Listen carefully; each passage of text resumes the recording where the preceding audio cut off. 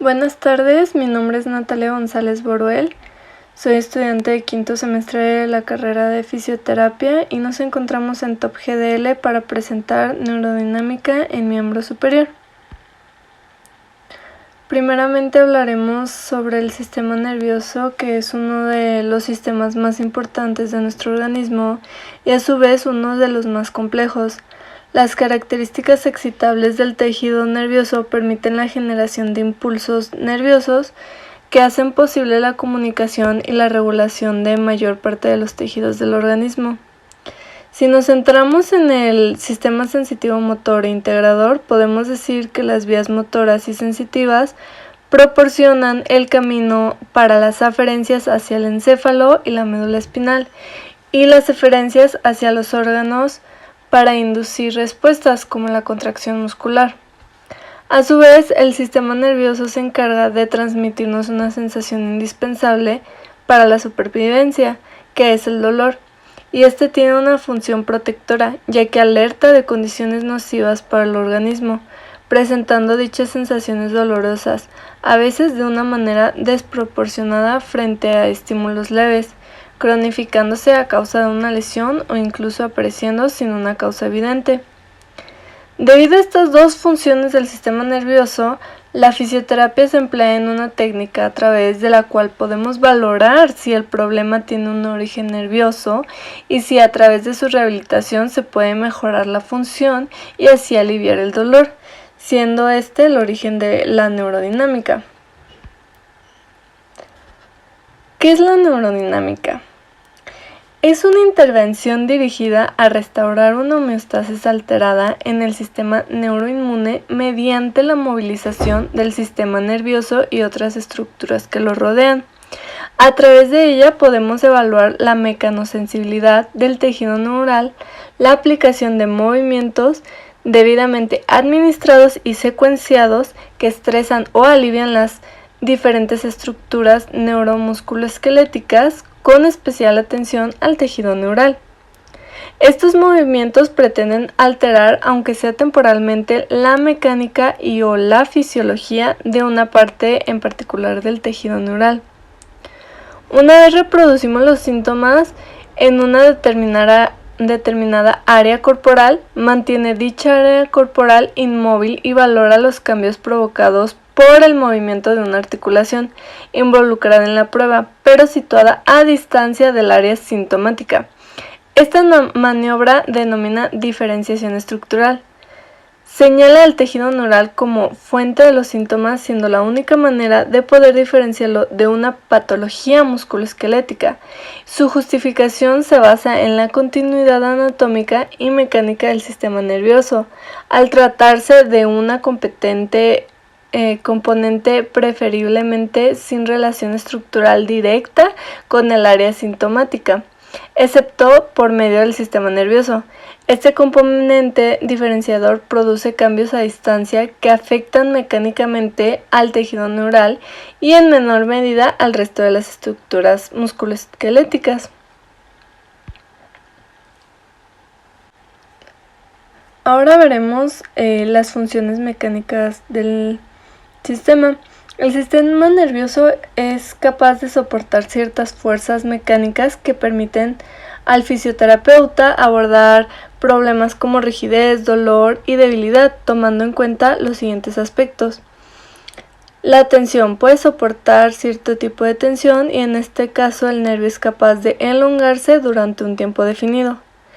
El deslizamiento, ya sea distal o proximal, y en el caso del deslizamiento el nervio se moviliza sin que su tensión varíe. Luego tenemos la de soportar la compresión, en este caso la fuerza deforma al interior de un nervio, siempre protegido por el epineuro ante estas fuerzas exageradas. Los beneficios que obtenemos con la neurodinámica o la movilización del sistema nervioso es que nos permite mejorar o tratar problemas en donde se ve afectada la funcionalidad del sistema nervioso periférico. Por ejemplo, en casos de atrapamiento nervioso, como en el caso del síndrome del túnel carpiano, dolor cervical de origen radicular, síndrome de desfiladero torácico, fibrosis, parestesia, adherencias o síndrome de Kerbein, entre otros. Ahora, se debe ser precavido y estar al tanto de los siguientes signos y síntomas que lo llevan a concluir que esta técnica no será beneficiosa para el paciente. Por ejemplo, en personas con heridas abiertas, fracturas, lesiones severas de la médula espinal, traumatismos de importancias, náusea, mareos, consumo de drogas, especialmente intravenosas, fiebre, infecciones dermatológicas, cáncer o afectaciones malignas de la columna vertebral. Ahora sí, pasemos a las pruebas de neurodinámica. Como dice Michael Shacklock, quien es el fisioterapeuta fundador del sistema de enseñanza Soluciones de Neurodinámicas, dice que son una serie de movimientos corporales que producen acontecimientos mecánicos y fisiológicos en el sistema nervioso dependiendo de los movimientos de la prueba. Ahora, el de nervio mediano, la localización de los síntomas determina si el movimiento del nervio está limitado respecto al tejido adyacente. Se emplea este test ante la sospecha de componente neural o para descartarlo de otros dolores o síntomas. Se alarga completamente el nervio con la retracción y depresión de la cintura escapular con extensión y rotación externa del hombro, extensión de codo, supinación de antebrazo, extensión de muñeca, extensión de dedos, inclinación y rotación cervical hacia el lado contrario. Y primero se posiciona el brazo y luego la columna cervical. Luego tenemos el test del nervio radial y este está indicado en síntomas localizados en el recorrido del radial o de la raíz nerviosa de C6. Dolor posterior de hombro, dolor lateral de codo, síndrome de túnel carpiano y enfermedad de Kerbein. Alargar completamente el nervio radial con depresión escapular, abducción y rotación interna de hombro, extendiendo el codo con pronación de antebrazo, flexionando la muñeca y dedos y una inclinación cubital de la muñeca. Luego tenemos el test cubital, que se emplea para localización de síntomas en el recorrido del nervio cubital o afectación de raíces nerviosas de C8 a T1, como síndrome de túnel carpiano y síndrome de Guyon.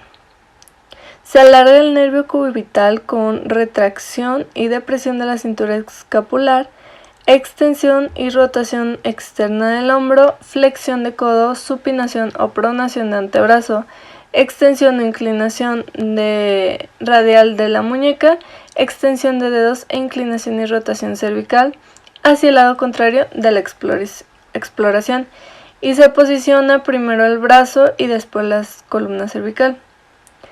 En estas pruebas se hace una diferenciación de síntomas que tiene que salir o se tiene que replicar el dolor del paciente, ya sea que suba o baje el dolor al hacer esta diferenciación, combinando un elemento ya sea quitando tensión o aumentando la tensión, y pues tiene que haber un cambio en el síntoma.